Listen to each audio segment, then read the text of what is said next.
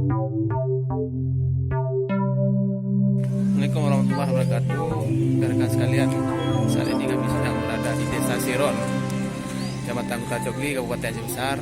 Hari ini kami akan melakukan kunjungan lapangan untuk melihat kondisi fakir miskin yang ada di desa ini. Warahmatullahi wabarakatuh. Saudara-saudara sekalian, saat ini saya sedang dengan Bapak Mustafa, salah seorang kecik atau kepala desa di Kampung Siron, Kecamatan Kuta Cogli. Siron Pak? Siron Blang, Kecamatan Kuta Cogli, Kabupaten Aceh Besar. Pak kecik sudah menjabat selama 4 tahun sejak 2014. Jadi menurut Pak kecik, ini kan pemerintah sudah memberikan bantuan, ada dalam bentuk PKH dan dalam bentuk Pro-ABES, juga ada dalam bentuk Baitulmal. Kira-kira berapa orang miskin yang sudah ditangani oleh pemerintah, Pak? Alhamdulillah sampai yang orangnya 60 kakak. 60 kakak, berarti 60 kakak rinciannya 50 PKH. Memang dia 50 PKH, 12 Pro-ABES. 12 Pro-ABES, berarti 62. Dari Baitulmal?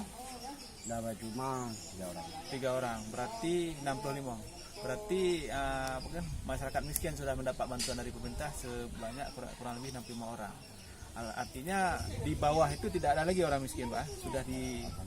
Alhamdulillah sudah, Pak. Jadi sampai saat ini jumlah 65 orang itu orang yang paling berada pada tarif paling miskin di Kampung Siron Blang. Jadi alhamdulillah melalui bantuan pemerintah baik pusat maupun pihak kabupaten, penanganan kemiskinan sudah teratasi di Kampung Siron, khususnya Kampung Siron Blang ini. Mungkin aku akan digejuk dalam bentuk peng, ya kan. Jadi kan yang tajuk peng kan urun gak cinta orang miskin sekali kan.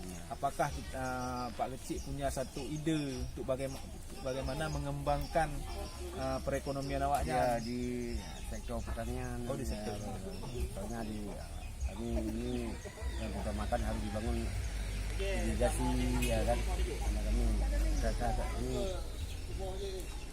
petani semua. Jadi dengan terbangun irigasi itu orang kampung Alhamdulillah makmur. Berarti salah satu ide dari Bapak supaya ada pengembangan ekonomi di Kampung Siron ini adalah disediakannya irigasi agar masyarakat bisa melakukan tanam minimal dua kali dalam setahun. Kalau sekarang satu kali. Karena mereka mengharapkan hujan turun dari langit, seperti lagu mengharapkan hujan turun dari langit.